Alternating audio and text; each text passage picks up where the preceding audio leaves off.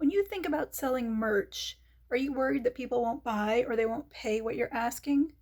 Well, I'm going to give you three examples of people who are selling trash or have sold trash and made lots of money, including a major fashion label.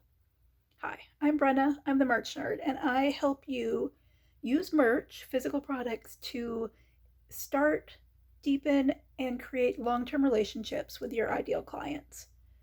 So let's talk about how Allison J. Prince started her whole multi-million dollar business at this point by selling trash.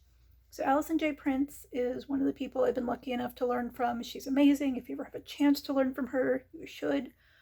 But she was a teacher who got her first teaching job, and they immediately told her how to sign up for food stamps because she got paid so little that she was eligible for government aid as a full-time employee.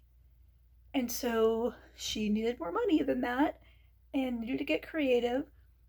And because she's who she is, she saw some scrap wood in her backyard, cut it into pieces, and sold it, and eventually made almost $10,000 from selling something that started from the idea of cutting up some wood in her backyard. She sold trash. She started selling trash, and that led to multiple businesses. She runs multiple businesses selling various products, but one of them she sold for an undisclosed but very high amount of money um, from trash. And you might think, okay, well, it's a one-off. Like, can't just sell trash and make a lot of money. Well, one of her students, inspired by Allison, also sold trash for a good income. Her trash was palm fronds. She noticed that palm fronds as home decor were trending.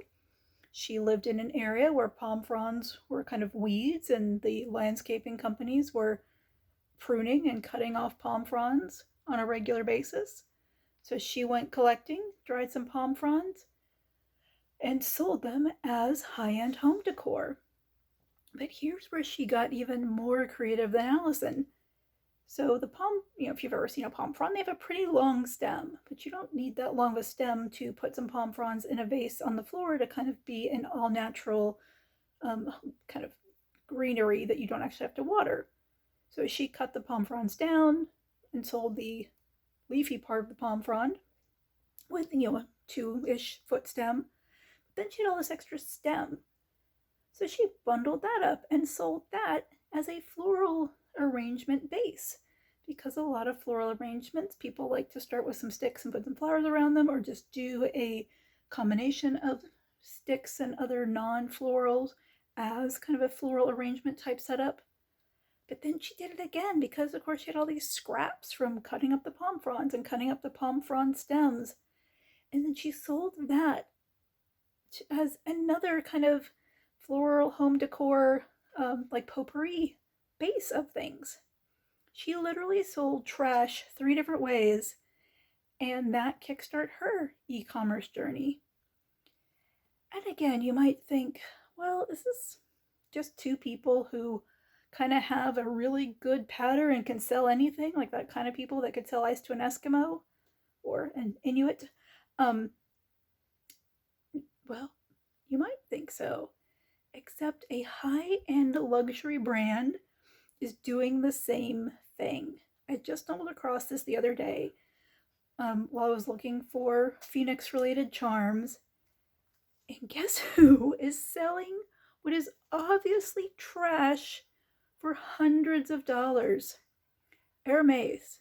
Yes, the company that makes the Birkin bag for $20,000 and a lot of other very, very expensive products, has on their website as one of their lines Petite H leather cutouts in the shape of a phoenix on a piece of string.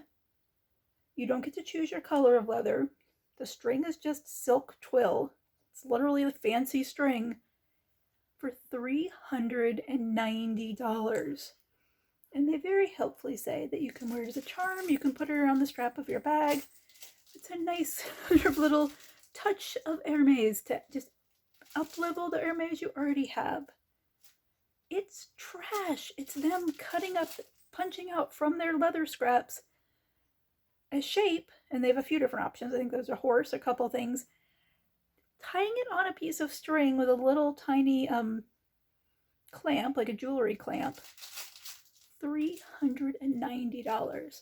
So if Hermes thinks that it's a very good idea to sell trash, and we know of at least 2 people who have made lots of money selling trash, this just goes to show that value is all in how you present something as a solution to somebody's problem, or how you give them a new vision of what something is. So Allison took blocks of wood and showed people how they could be crafts to do with their grandchildren, how you could get pictures on them and make it a project for Mother's Day or grandparents or aunts or uncles. The palm frond seller looked at something that was just yard waste in her part of the country and showed people how it could be turned into something that really elevated their decor without having to worry about pollen or watering. And Hermes looked at their scraps of leather and said, hey, you know what? We could punch out some shapes and tie a pretty string on them, and people could use those almost like cell phone charms on their Hermes purses and make them even more custom. And what do you buy for somebody who has everything? Trash with an Hermes logo on it.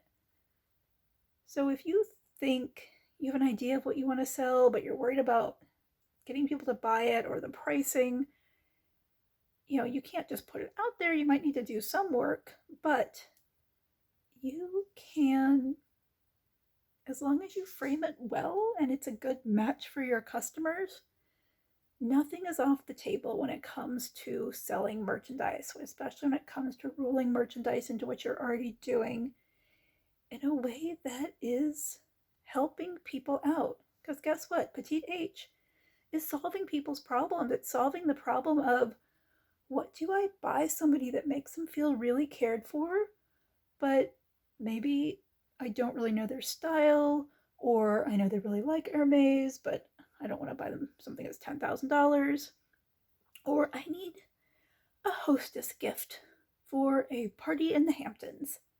It's solving problems, because otherwise they wouldn't have it on their website. They wouldn't have multiple options of stamped leather on a string, and they wouldn't be charging $390 for it. So if Hermes can solve problems with leather scraps and string, and Allison J. Prince can solve problems with pieces of wood, and the other lady whose name, I'm sorry, I don't know, I couldn't find when I tried to refine the story, but if she could solve problems with yard waste, you can solve problems with stuff too. And people want their problems solved. They're excited and very grateful when their problems are solved. So don't let yourself kind of butt yourself out of it. Don't butt yourself out of an idea. If you start to feel that way, think about Petite H. The Birkin bag creators selling trash for almost $400. All right, guys, I'm Brenna. I'm the Merch Nerd. I will see you again tomorrow.